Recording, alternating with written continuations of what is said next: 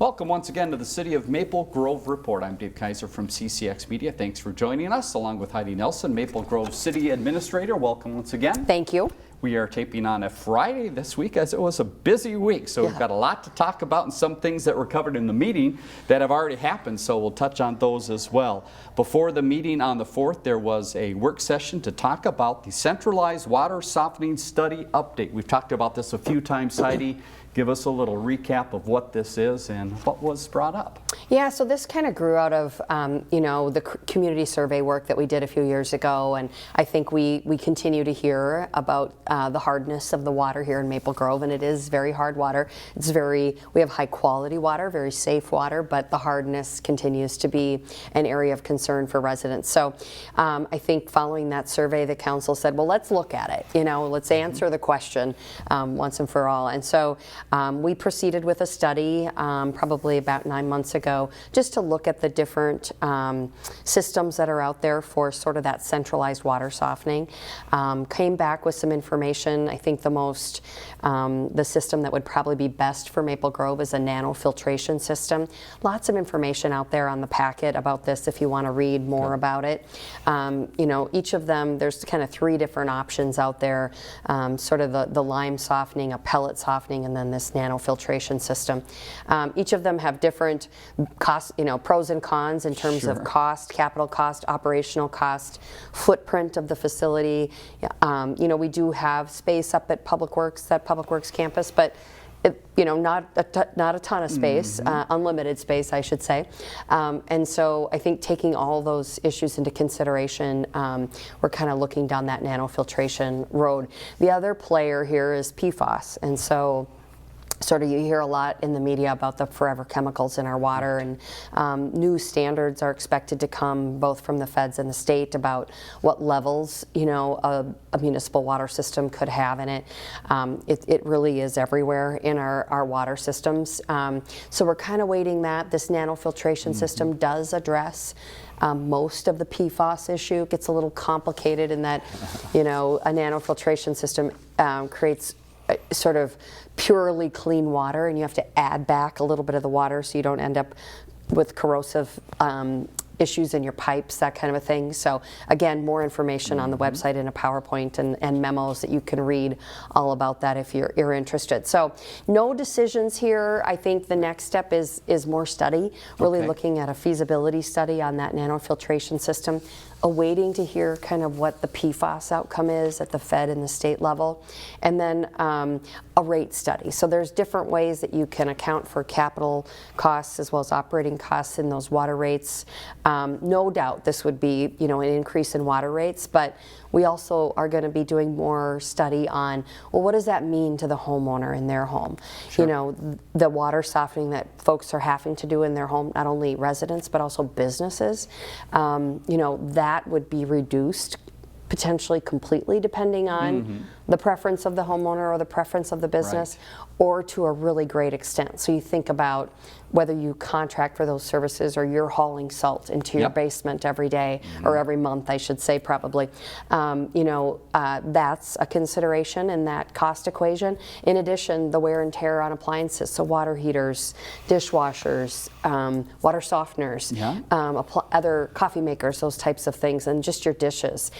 So all of those things are considerations in this potential project. I think we're a ways out. I think this next phase of study will take much of the rest of this year. We probably won't be back with the council until first quarter of 2025, but I think some good information here to understand that this could be a feasible thing for Maple Grove. Other communities are looking at this issue as well. Robbinsdale recently added water softening, so more to come on that, but lots of good information out there on the website in that packet for the work session if folks want to go take a look. Very good, and we'll talk about it more, it sounds like. So that was the work session on the 4th. Now to the council meeting on the 4th. Nothing pulled from the consent agenda, and you had some special guests. Let's talk about both of them. The first was Hennepin County District Court Judge. The Chief Judge was there with a presentation, something they do, I think, on a rather regular basis. Yeah, they try to come out once a year and kind of update the council on the work of the courts and some innovative programs that they're working on. So, yeah, Chief Judge Carrie Meyer came out to visit with the council. There's an attachment in the packet there with more information about the work of the courts on behalf of Maple Grove. We certainly have a very, a close, important relationship in the courts. Our city prosecutor, of course, was in the audience, Andrew Draper, in terms of, cases that come before the courts and trying to work through, backlog in Maple Grove, those types of things. And having that relationship is very important there to support the work of our prosecutors and certainly, in Hennepin County as well. So great to have that presentation, and we appreciate the time that the Chief Judge took to come out and visit with our council and share that information with the community. The second presentation, Hennepin County Commissioner Kevin Anderson came out to provide an update to the council.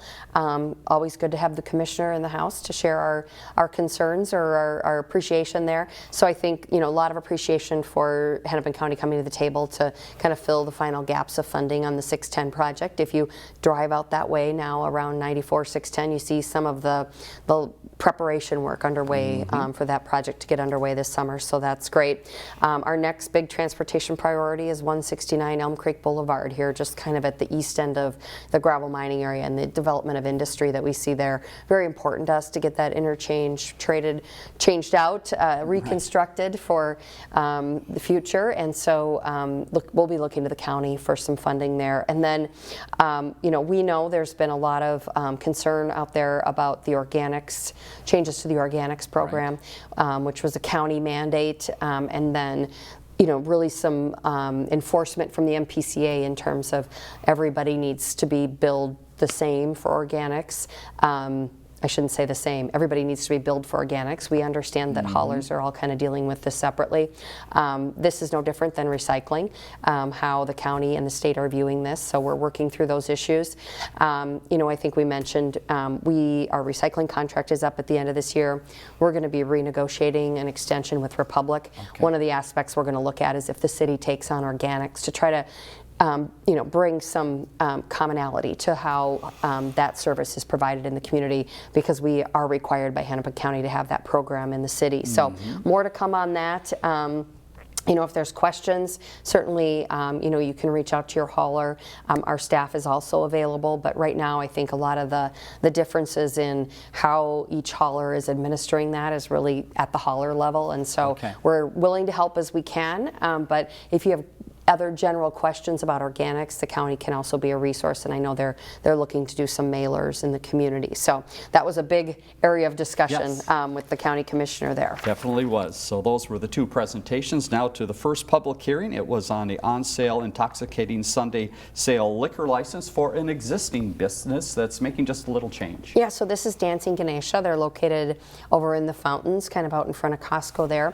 They were just changing from a beer and wine license to a full liquor license. So good operation over there, good operators, and so no issues with that one, and that change to that liquor license was approved. Next public hearing was the long item of the evening, talking about the 2024 Street Rehabilitation Program, and there are 3 parts to this, and a little discussion needs to be had about which parts went forward and which held back. Yeah, so this is our annual assessment hearing for our Street Rehabilitation Program. Kind of a change to our process this year. We held a meeting, I'll call it a neighborhood meeting, but it's really for those neighborhoods that are impacted by the Street Recon program this year. So we invited those residents in to meet with our engineering staff and kind of understand more about the project and the costs of the project, how we accommodate, things like graduations or special events in neighborhoods, what happens with the mail, those types of things. So I think that work on behalf of Chris Labounty and his team really proved benefits this year. I think normally we would have a very high number of residents that would come with what would be, more routine questions, and I think a lot of that got addressed ahead of time, so we're really grateful for kind of that change to this process. But yeah, so the hearings on 2 of the projects. One of the projects will come back for project 2407. We had kind of a miscalculation in one of the commercial property assessments, and so that one's going to need to come back for a new hearing.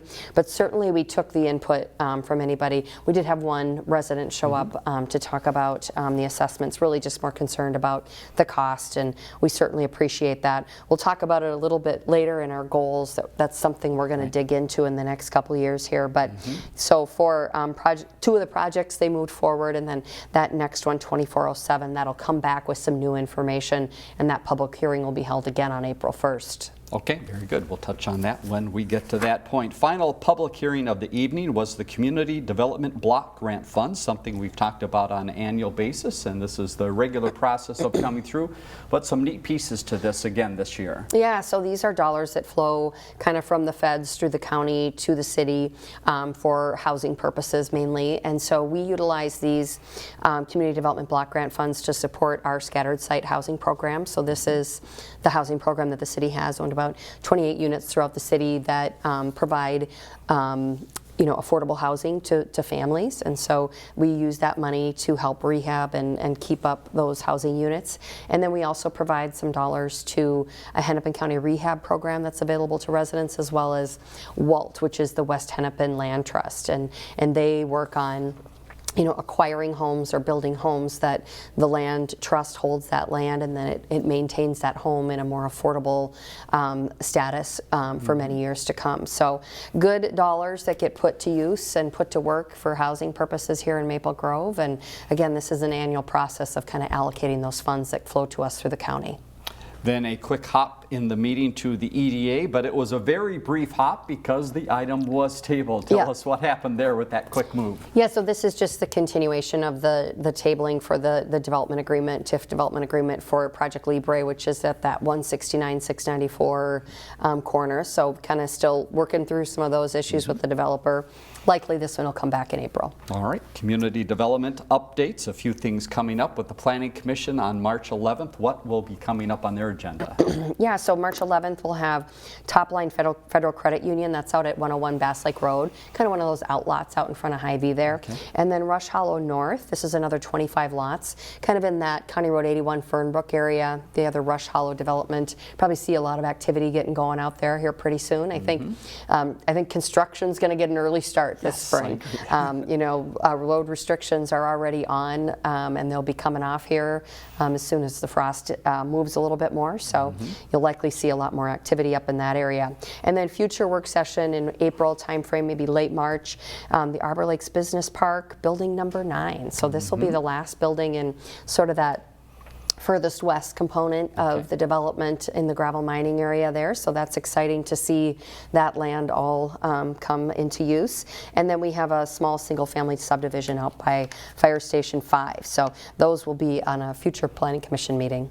Final item then for the meeting was administrative items, and you mentioned just a minute ago the city goals. Let's touch on those. They were talked about at some work sessions, and now the final approval of putting those in place. What are some of the key elements in the goals? Yeah, so as you might recall, our council and directors team met on January 27th to kind of recap the goals from the 2022 to 2024 timeframe. And each director has an opportunity to update the council on kind of the challenges and opportunities they see coming in the next 3 to 5 years. And from that, then we identify some things that we want to apply special focus and a little bit more resource to in the next 2 years. So the goals for 2024, 2026 are to study retail vacancy, reuse, and redevelopment trends and challenges we see. And sort of this is a little bit focused on kind of retail at the edges. So we see a lot of interest in repurposing parking lots and wanting to maybe take a step back and look at how are we assessing parking and traffic and circulation issues in those areas, because we know that trend is going to continue. In addition, just general redevelopment of retail areas. We see in a lot of other areas of the community maybe a transition to multifamily housing, those types of things, when you see a junior box or big box go out really hard to refill those spaces. We've had some success in getting those spaces refilled, but we do see in the offing some of that trend maybe coming to Maple Grove. The next goal is study pavement reconstruction program and funding. So kind of taking a step back on our street recon. Those assessments have grown, and so this year for a single family home, a little bit about $7,550, and we understand that that's a number, for residents. We do offer to finance that over 20 years, and but we understand that those numbers are growing, and looking at how we fund that. We do make use of some MSA dollars in that, and the city, any utility costs associated with those reconstructions are covered by those utility enterprise funds. But other than assessments or the tax levy, there really aren't a lot of other options. Some cities use franchise fees. That's not always a well-received, piece either, being another fee. But we do want to take a look at kind of how we're assessing the life of our streets and our infrastructure, and then really kind of dig in on kind of long-term funding strategies. So that will be an area of focus. Study our city community engagement efforts. So really kind of looking at kind of how public safety engages with the community, a little bit of a focus on the community center. We've had some issues in the community center that we've had to address with kind of shifting how staff engages with our users of the community center, our guests there. In addition, how are we interfacing with public safety in that building? So we're going to be taking kind of a deep dive there. And then, of course, continuing to look at our benefit options to ensure Maple Grove is an employer of choice. A lot of feedback this year in some employee surveys about just the cost of family benefits. I don't think we're alone in that challenge. No. That's another area that the costs continue to go up, and how does the city remain competitive and understand that that's an impact to our, in particular, young families that work for the city. So lots of good work to be done here over the next 2 years. Now that these are approved, we fit out a work plan behind this and then report back to the council how things are going on a quarterly or biannual basis. And so you'll hear more about this as we work through these priorities over the next couple years. Very good. We'll pass that information along as it's brought to the council. You had a couple other notes as the meeting was early in the week. The legislative or the presidential nomination primary was right after that it occurred. What is the feedback from that you've heard? Yeah, I think all went well. Pretty low turnout, for a presidential nominating primary, but that was held on Tuesday, March 5th. It has been a busy week at the Capitol. Yes. We had our TIF hearing for the gravel mining area, looking for a little more time out there, really focused on that land north of Boston Scientific and extending some timelines to make use of that special legislation there. Spent the day yesterday at the Capitol for the League of Minnesota Cities Day on the Hill. Council members Barnett, Janigo, and Johnson were able to join that day and spend the day talking to our legislators. And we talked about this at the end of the meeting as well, as there's a number of bills out there on the housing front this year, not dissimilar to past years. I think this year, what we're hearing is there's likely something to get done. I think some of the concerns about the legislation that's out there today is it really kind of changes local zoning control and sort of puts that in the hands of the developer. So a lot of approval of development by right, no public process around that, no opportunity for a neighborhood to weigh in, and it really changes single family zoning. So it changes it depending on the type of development that would occur and its proximity to a transit station. You could have between 2 to 8 units on a single family lot. So a single family home could get redeveloped into 2 to 8 units, depending again on some of the provisions of the legislation. And I think one of our major concerns is how do we account for infrastructure? So the city spends, decades planning for water and sewer in cooperation with the Metropolitan Council, and that infrastructure is sized for the densities that are prescribed in our comprehensive plan. This legislation really kind of throws that all out the window, and it's not really detailed about who pays for the upgrades to those infrastructure. Who pays for the water pipe needing to be upsized? Right. Who pays for the sewer pipe to be upsized? Does that fall back to our residents, or is that something that can be put on the lot, the developer there? And again, it really removes the city council from it. All of these things are, per this legislation, approved by right administratively, and really no public process around it. So these are game changers for local government, and I think residents really need to pay attention because there's impacts about how we account for infrastructure with these bills, and then just changes to our neighborhoods. The other component is multifamily. This legislation and this multifamily piece has been amended into this missing middle legislation on the House side, which makes, again, multifamily approved by right, administratively only in commercial areas, and the max height is 150 feet. So that's a 12 to 15 story building, and I think the intention of the legislature here, or the supporters of this bill, is really to increase housing units. We understand that that there's a housing shortage in the state of Minnesota. We would, I guess our concern here at the city is that we partner with the state and think about, how do we continue to support cities? Cities are doing great things around housing, adding new units. We have a lot of multifamily development in Maple Grove. But we think there's other ways to tackle this versus kind of taking local control away and making development approved by right, and certainly taking away residents' rights to weigh in on that as well. So encourage residents to pay attention what's going on down in St. Paul right now. I think it's very important to reach out to your legislators and express, how these are unintended consequences of maybe rushed legislation. And so we want to make sure that everybody's paying attention to that one. And we spent a lot of time talking with our legislators yesterday about these very bills, sat in on some of the hearings. And so these are important ones for this session. All right, I'm sure we'll talk about those as the session moves along, and we'll keep you up to date here. So that is all from the meeting on the 4th. Next meeting coming up on the 18th. We'll tell you about that in just a little bit, but let's hop around to a few other things happening in the city. And the first is job openings. It's that time of year once again. A lot of seasonal positions. Yeah, a lot of seasonal positions in public works, parks and recreation. Lots of opportunity for where your hours are very varied, or you might have consistent hours depending on what you're looking for. Some good on-the-job training. We really kind of say come as you are, and we'll provide that training, and lots of opportunities to work outside during the summertime as well, if that's something you're interested in. We also have internship opportunities right now. We really do try to support the next generation of municipal professionals, and so lots of opportunities there for students that are in college or maybe just finished their undergrad. So all that information is available at maplegrovemn.gov.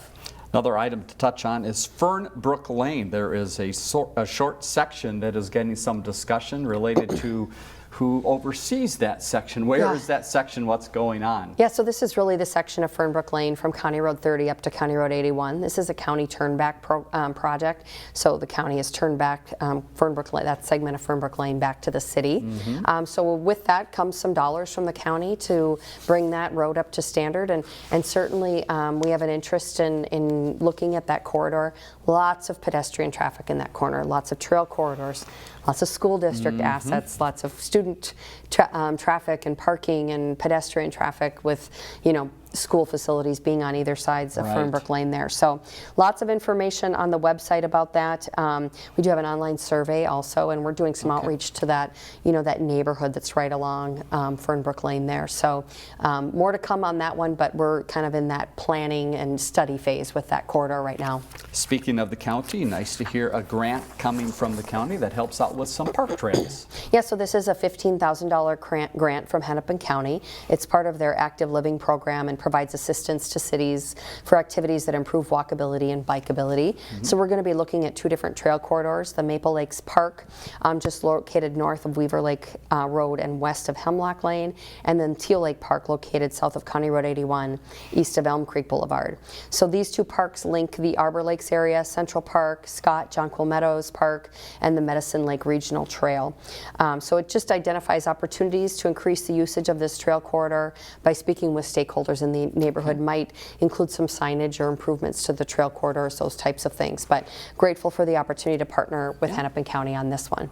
All right, Maple Grove firefighters were out and busy and getting a lot of exercise for a great cause. Where were they climbing? Yeah, so this was the annual Fight for Air climb benefiting the American Lung Association.